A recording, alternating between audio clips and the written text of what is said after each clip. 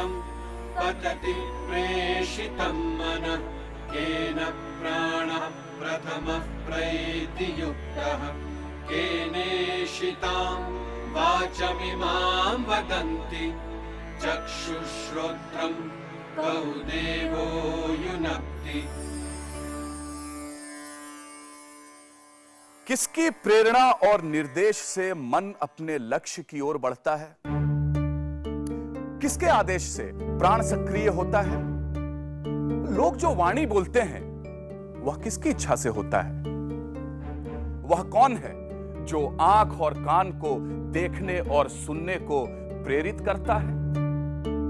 कौन है वह जो कान का कान, मन का मन, वाणी की वाणी, प्राण का प्राण और आंख की आंख है? कौन है वह जहां आंख नहीं जा सकती, वाणी और मन भी नहीं जा सकते? अरे आचार्य बालाकी, चलकर उन्हीं से पूछता हूं। प्रणाम आचार्य। दूर हट, मैं तुम जैसे अज्ञानियों के मुंह नहीं लगना चाहता। पर इतना तो बता दीजिए कि जा कहां रहे हैं? किसी योग्य छात्र को ज्ञान देने। ये कैसी उल्टी गंगा बह रही है आचार्य? मैंने तो सुना था कि ज्ञान चाहने वाले शिष्य स्वयं गुरु के पास आते हैं। आचार्य बालाकी विशिष्ट हैं, लकीर का फकीर नहीं। एक योग्य गुरु एक योग्य शिष्य को ढूंढ ही लेता है मूर्ख। जा तू अपना काम कर। मैं नहीं जानता आपकी योग्यता का आधार क्या है। आचार्य बालाकी गर्ग गोत्रीय बालाक ऋषि के पुत्र होने के कारण लोग उन्हें गार्ग बालाकी भी कहते हैं। एक दिन वो काशी के राजा अजात शत्रु के पास पहुंचे। अजात शत्रु, जिसका कोई शत्रु नहीं। ऐसे अजात शत्रु स्वयं विद्वान थे। उनके यहां विद्वानों का सम्मान होता था, इसलिए धन की अभिलाषा से आचार्य बालाकी उनके द्वार पहुंचे। राजन, बालाकी नाम का एक ब्राह्मण आपसे मिलना चाहता है इसी समय। कहता है समय और गुरु किसी की प्रतीक्षा नहीं करते हैं। उन्हें तुरंत भीतर ले आओ। और कुछ पलों बाद आचार्य बालाकी काशी नरेश अजात शत्रु के सामने बैठे थे। कहिए आचार्य, मैं आपकी क्या सेवा कर सकता हूं? राजन, मैं तुम्हारी भलाई के लिए ही तुम्हारे पास आया हूं। अजातशत्रु, ज्ञान पाने की तुम्हारी अभिलाषा के बारे में मैंने सुना है। क्या तुम मुझसे ब्रह्म ज्ञान पाने को तैयार हो? आचार्य, मैं आपसे ज्ञान प्राप्त करने के पहले ही गुरु दक्षिणा के रूप में आपको 1000 गायें देने का संकल्प लेता हूं। मैं ब्रह्म ज्ञान पाने को तैयार हूं।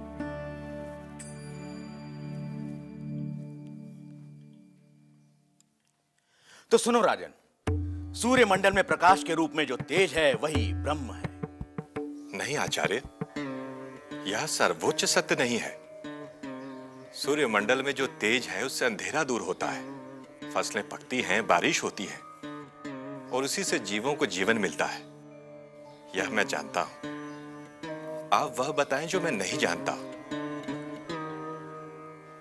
चंद्रमंडल में जो प्रकाश है, सोम है, वही ब्रह्म है। आचार्य, मैं यह भी जानता हूं। वह चंद्र सफेद वस्त्र पहना सोम है जो मन को चेतना देता है, बहुत सारी वनस्पतियों और औषधियों का पोषण करता है। जो उसकी उपासना करता है उसका अन्न कभी क्षीण नहीं होता। पर मैं ये जानता हूं कि यह भी ब्रह्म नहीं है। विद्युत लोक में जो प्रकाश है वही ब्रह्म है। नहीं, ब्रह्म यह भी नहीं है।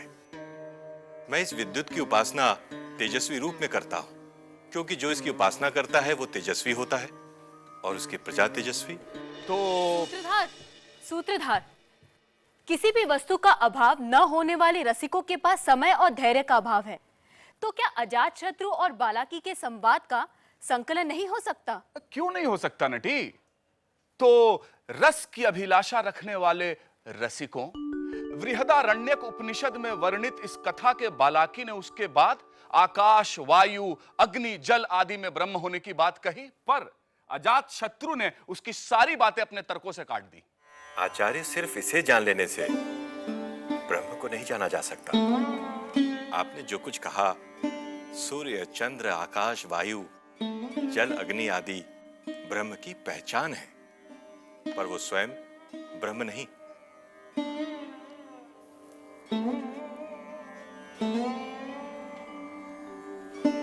राजन, मैं इतना ही जानता था। अब तुम ही मुझे ब्रह्म ज्ञान दो। आचार्य, यह कैसे संभव है? मैं क्षत्रिय हूं, मेरा अधिकार ज्ञान पाने का है। ज्ञान देने का अधिकार तो ब्राह्मणों का है। पर राजन, ब्रह्म ज्ञान में तुम मुझसे श्रेष्ठ हो, इसलिए मैं तुम्हें अपना आचार्य स्वीकार करता हूं। आचार्य, अध्यापन क्षात्र धर्म के विरुद्ध है, इसलिए मैं अपना राज सिंहासन छोड़ता हूं। आप इसे लें, तभी मैं आपको ब्रह्म ज्ञान देने की योग्य होऊंगा। आश्चर्य! कैसा था वह धर्मबोध जिसके लिए अजात शत्रु ने अपने सिंहासन की भी चिंता नहीं की, और राज सिंहासन छोड़ अजात शत्रु आचार्य बालाकी को एक कमरे में ले गए जहां एक व्यक्ति सोया हुआ था। सोमराज, जागो सोमराज। सोमराज उठो। जी आज्ञा महाराज।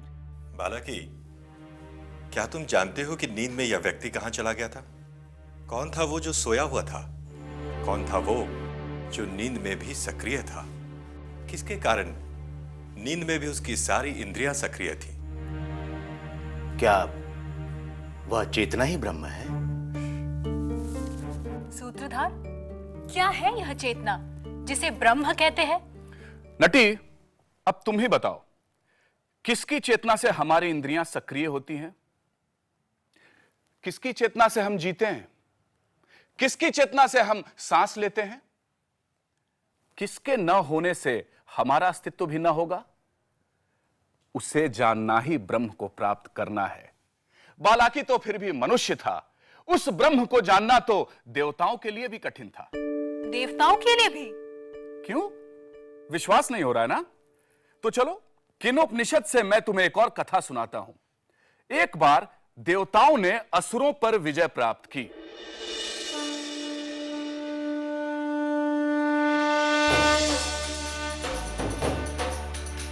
गाता है सारा स्वर्ग लोक, गाती है सारी धरा आज। गाता है सारा स्वर्ग लोक, गाती है सारी धरा आज। जय जय सुरेंद्र जय देवराज, जय जय सुरेंद्र जय देवराज, जय जय सुरेंद्र जय देवराज, जय जय सुरेंद्र जय देवराज। तेरे बल विक्रम से पल में दानव दल चकनाचूर हुए। हर युद्ध में हमको विजय मिली, सुर नर मुनि भय से दूर हुए। तेरे बल विक्रम से पल में दानव दल चकनाचूर हुए। हर युद्ध में हमको विजय मिली, सुर नर मुनि भय से दूर हुए। जय जय सुरेंद्र जय देवराज, जय जय सुरेंद्र जय देवराज, जय जय सुरेंद्र जय देवराज, जय जय सुरेंद्र जय देवराज। जब डोल रही थी यह धरती, तूने उसको आधार दिया। कट गए हैं पंख पहाड़ों के, पौरुष को ऐसी धार दिया। जब डोल रही थी यह धरती, तूने उसको आधार दिया। कट गए हैं पंख पहाड़ों के, पौरुष को ऐसी धार दिया। जय जय सुरेंद्र जय देवराज, जय जय सुरेंद्र जय देवराज, जय जय सुरेंद्र जय देवराज, जय जय सुरेंद्र जय देवराज, जय जय सुरेंद्र जय देवराज, जय जय सुरेंद्र जय देवराज, जय जय सुरेंद्र जय देवराज, जय जय सुरेंद्र। इंद्र सदन में तुम कैसे घुस आए अजनबी? मैं तो यहाँ पहले भी था, और जब तुम नहीं रहोगे तब भी रहूंगा। मैंने तो तुमको पहले कभी नहीं देखा। जो तुम मुझे नहीं पहचानो तो इसमें दोष तुम्हारा है। मेरे पास तुम्हें पहचानने का न समय है न इच्छा। चलो बाहर निकलो यहां से। जैसे ही तुम मुझे जान लोगे, मैं स्वयं यहां से ओझल हो जाऊंगा। पर पहले देवताओं से ये पूछ तो लूं कि वे किसकी विजय का उत्सव मना रहे हैं। क्या मतलब है तुम्हारा? देवता असुरों पर अपनी विजय का उत्सव मना रहे हैं? क्या असुरों पर विजय देवताओं की विजय है? त्वेता निषीदतेन्द्रमभिप्रगायत सखाय स्तोमवाहसः पुरुतमं पुरूणामीशानं वारणाम् इंद्रं सोमे सचासुते। मूर्ख, यदि विजय देवताओं की नहीं तो फिर किसकी है? ये देवताओं का ही पराक्रम है कि आज असुर परास्त हैं। क्या विजय के लिए पराक्रम ही पर्याप्त होता है, या कोई और भी कारण है जो हमें दिखाई नहीं देता? और क्या यह पराक्रम वास्तव में देवताओं का पराक्रम था? तो क्या देवासुर संग्राम में देवताओं की विजय नहीं है? समुद्र मंथन में देवताओं ने अपने पराक्रम से असुरों को परास्त नहीं किया? वृत्रासुर पर देवताओं ने किसके बलबूते विजय प्राप्त की? जरा मैं भी तो सुनूं कि देवता आज तक किसकी इच्छा से जीतते आए हैं। ये जानना तो देवताओं को है, तो तुम जाओ उन्हीं से पूछ कर आओ कि जिस विजय पे वे गर्व कर रहे हैं, क्या ये उन्हीं की विजय है? मैं तुम्हारी बात क्यों मानूं? तो फिर तुम मुझे भीतर जाने से रोक कर देख लो, या यहां से हटाकर। चुनाव तुम्हें करना है। तुम यहीं ठहरो। देवराज इंद्र की जय, देवराज इंद्र की जय। देवों, बाहर एक यक्ष सा दिखाई देने वाला अद्भुत व्यक्ति खड़ा है और वह पूछ रहा है कि आया देवों की विजय है? तो यह विजय और किसकी हो सकती है? ये विजय हमारी है, ये हमारी ही महिमा है और ये हमारा ही पराक्रम है। अग्नि, तुम ही जाओ और देख कर आओ वो कौन है और उसे उसके प्रश्नों का उत्तर दो। ठीक है।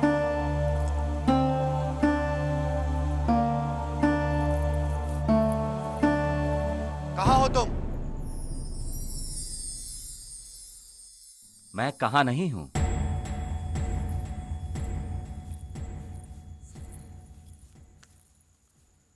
बहुत साहसी दिखाई देते हो। तुम हो कौन? मुझे जो जानता नहीं वो जानता है, जो जानता है वो जानता नहीं। जो स्वयं को ज्ञानी मानते हैं मैं उनके समझ में नहीं आता, और जो स्वयं को ज्ञानी नहीं मानते मैं उनके समझ में आ जाता हूं। मैंने अपना परिचय तो दे दिया, अब तुम अपना परिचय दो। मैं अग्नि हूं, जात वेद हूं मैं। बस इतना ही परिचय? पृथ्वी पर जो कुछ भी है उसे मैं जलाता हूं। चाहूं तो सारी पृथ्वी को जलाकर राख कर सकता हूं। जलाकर दिखाओ इसे।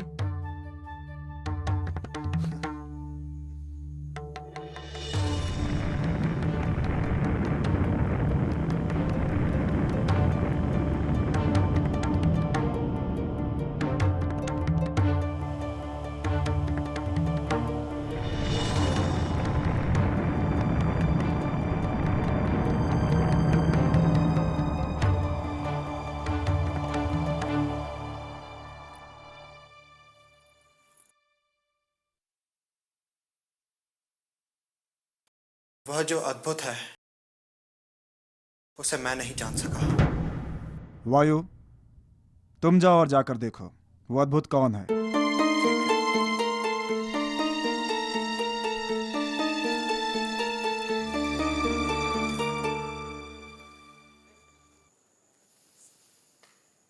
कौन हो तुम? जिससे मन का चिंतन नहीं होता, जिसके द्वारा मन का चिंतन होता है। मैंने अपना परिचय तो दे दिया, अब तुम अपना परिचय दो। मैं वायु हूं, मात्र ईश्वर हूं मैं। बस इतना ही? यहां पृथ्वी पर जो कुछ भी है उसे मैं ले जाता हूं। मेरे वेग से पहाड़ भी तिनके की तरह उड़ जाते हैं। उड़ाकर दिखाओ इसे।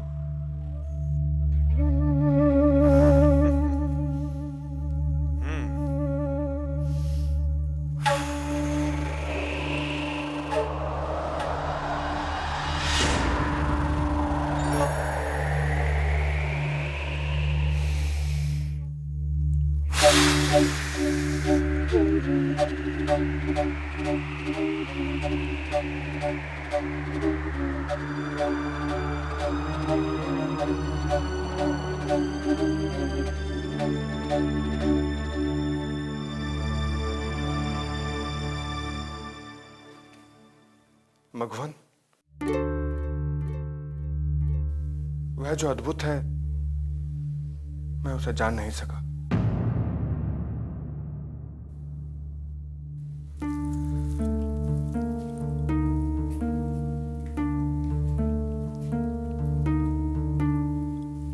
मघवन, अब तुम ही पहचानो कि ये अद्भुत व्यक्ति कौन है।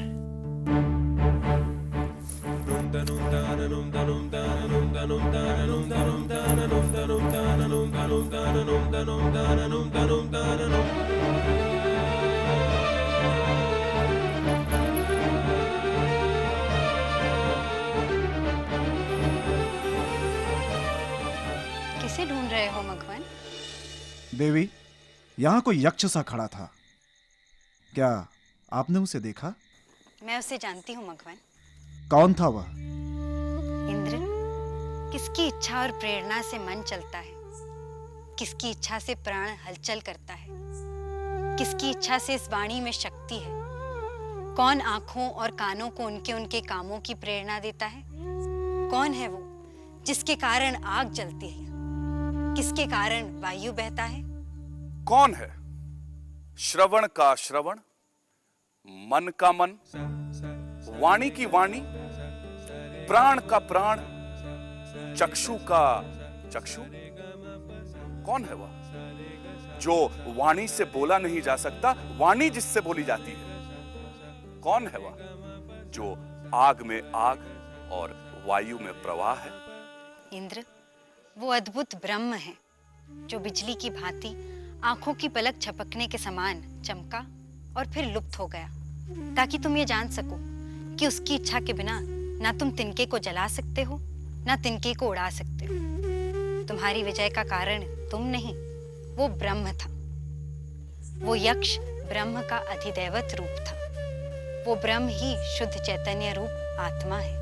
अपनी विजय के अहंकार में चूर देवों को अपनी विजय के कारण का ज्ञान या बोध कराने आए ब्रह्म का यह चित स्वरूप क्या है?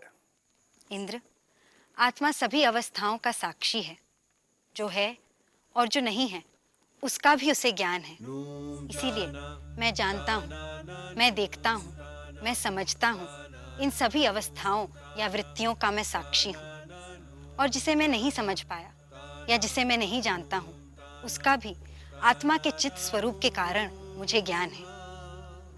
तुम उस चेतना को जानो जो आंखें नहीं देखती, बल्कि जिसके द्वारा आंखें देखती हैं। जानने वाला जानने वाली वस्तु से अलग होता है। शरीर, ज्ञानेंद्रियां, मन, बुद्धि, ज्ञान और अज्ञान जानने वाली वस्तुएं हैं और ब्रह्म उसे जानने वाला है। ज्ञात वस्तु जड़ है, ज्ञाता चैतन्य है। जड़ वस्तु खुद को नहीं जानती है, आंखें नहीं जानती कि वो देखती हैं, मन नहीं जानता कि वो समझता है। मैं या आत्मा ही जानता है कि मैं देखता हूँ या मैं समझता हूँ। जैसे चंद्रमा का अपना प्रकाश नहीं होता, पर सूर्य के प्रकाश से रात को सब पर प्रकाश फैलाता है, उसी तरह आंख और कान, सभी ज्ञानेंद्रियां, मन और बुद्धि सहित उस आत्म चैतन्य के कारण जगत का अनुभव करते हैं। आत्मा ही तीनों अवस्थाओं का साक्षी है।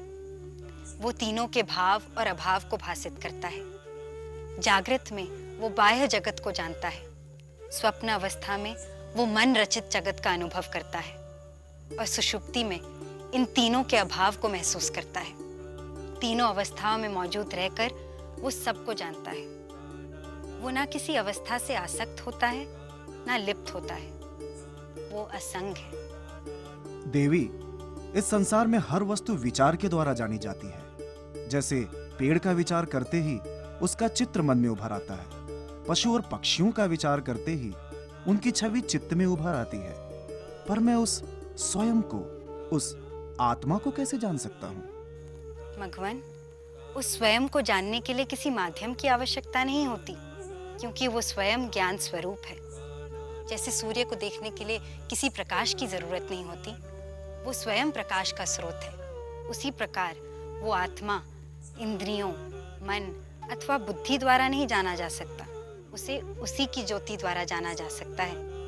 दूसरे शब्दों में, वो आत्मा स्वयं प्रकाशमान है। वो आत्मा स्वयं के द्वारा स्वयं की ज्योति से ही जाना जा सकता है।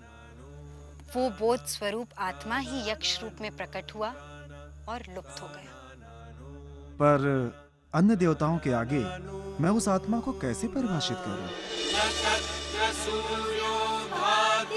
चन्द्रतारकम् नेमा विद्युतो भान्ति कुतोऽयमग्निः तमेव भान्तमनुभाति सर्वम् तस्य भासा सर्वमिदं विभाति।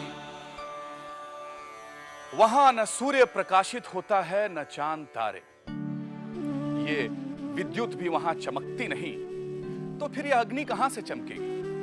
उस प्रकाशमान के प्रकाशित होने से ही सब कुछ प्रकाशित होता है, उसकी प्रभा से ही यह सब प्रकाशित होता है।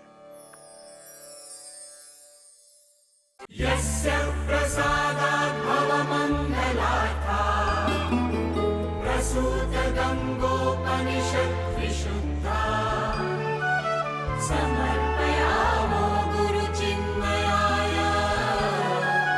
भूयात् प्रसन्नः स शिवस्वरूपः।